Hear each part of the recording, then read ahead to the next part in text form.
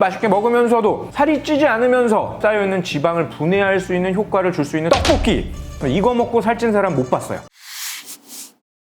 안녕하세요. 무엇을 먹어야 하고 무엇을 먹지 말아야 할지를 의학적으로 정확히 알려드리는 메디컬 푸드 테라피의 창시자이자 끝판왕 이기호입니다. 자, 오늘은요, 살이 찌는 최고 이유 중에 하나, 정말 이거 먹으면 살쪄라고 하는 떡볶이를 가지고 오히려 살을 빼주는 레스토랑이 있다 그래서 제가 직접 먹어보면서 설명을 드리려고 이렇게 찾아왔습니다. 여기가 어디냐면은 푸드 테라피를 창시한 그 의사가 운영하는 레스토랑이라고 해요. 그러니까 제가 운영하는 레스토랑이라고 보시면 되겠습니다. 저한테는 레스토랑이 단순하게 레스토랑이 아니라 저는 음식을 처방하는 의사니까 이 음식을 처방하는 공간이 바로 저한테는 약국 같은 곳이라고 생각하시면 돼요.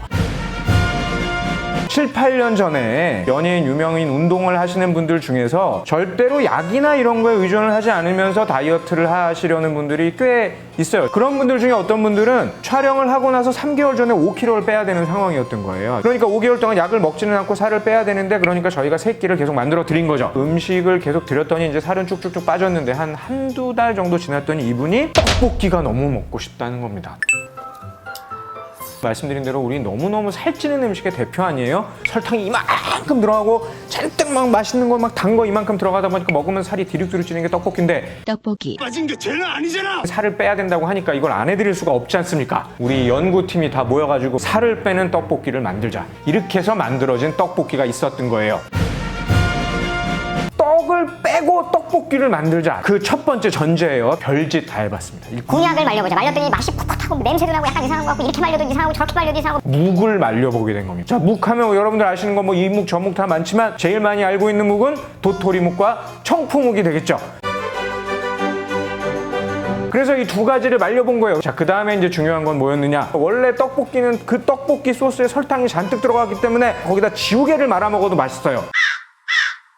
그 설탕이 잔뜩 들어가 있는 소스에 아무리 우리가 떡을 묵으로 대신했다고 하더라도 거기다 설탕을 넣을 수는 없지 않습니까? 설탕을 넣지 않은 대신에 올리고당 약간과 삐삐삐삐삐, 이제 영업 비밀이기 때문에 제가 자세히 말씀드릴 수는 없겠지만 그래도 하나만 말씀드리면 사과랑 양파즙 이런 거 넣어가지고 이제 맛있게 달게 만들어서 만든 게 바로 묵떡볶이가 된 거예요. 그 연예인, 영화배우께서 평가를 해야 되는 바로 그 시기에 그분이 묵떡볶이를 딱 지금처럼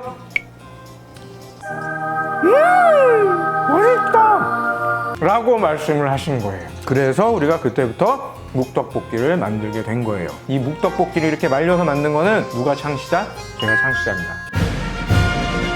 음식을 해보신 분들은 다 아시다시피 떡볶이는요, 떡이 아닌 걸로 대체를 했을 때 일단 떡볶이와 비슷하게 맛을 내는 게 굉장히 중요해요. 떡이 한 100g, 200g 정도 먹으면 칼로리가 엄청나게 올라갑니다. 도토리묵이나 청포묵은 기본적으로 같은 양을 먹어도 칼로리는 뭐 한 5분의 1 정도밖에 안 된다고 보시면 돼요. 먹어도 우리가 소화시키는데 열량을 내는 게 오히려 많을 수도 있고, 우리가 보통 마이너스 칼로리라고 얘기하는 건데,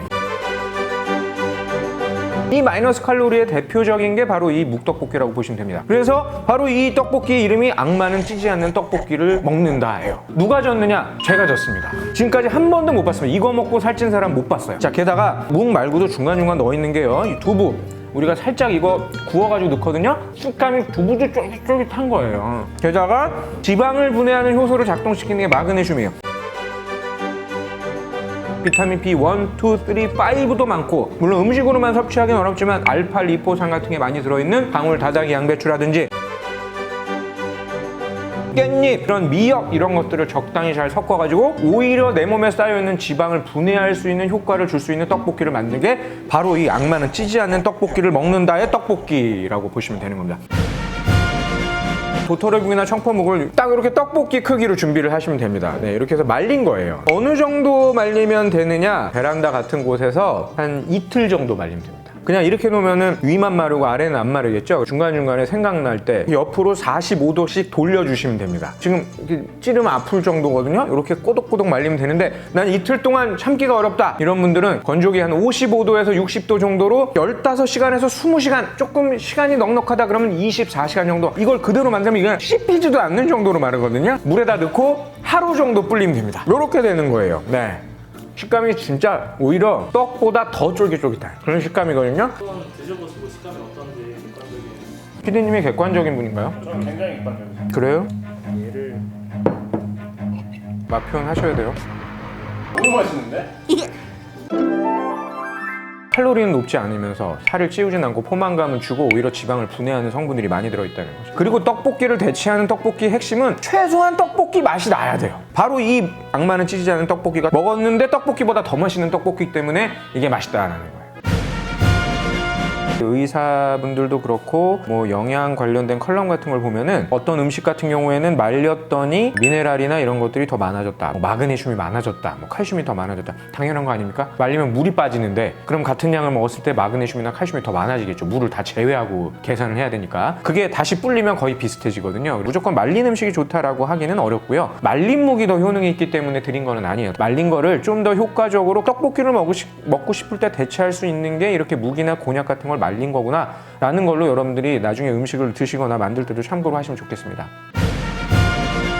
물론 이제 배달도 되는데 주문. 직접 말려서 이렇게 맛을 내기는 쉽지는 않고 그냥 안식에 한번 와보셔서 이걸 드셔보셔야죠. 우리 이제 시그니처 메뉴니까.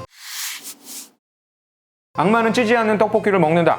떡볶이라는 이 한국의 대표 음식조차도 살찌우지 않고 내 몸의 체지방을 분해할 수 있다는 걸 아셨을 거예요. 이걸 한번 꼭 드시러 안식 방문하시면 좋겠습니다. 이상 푸드테라피의 창시자 이교였습니다.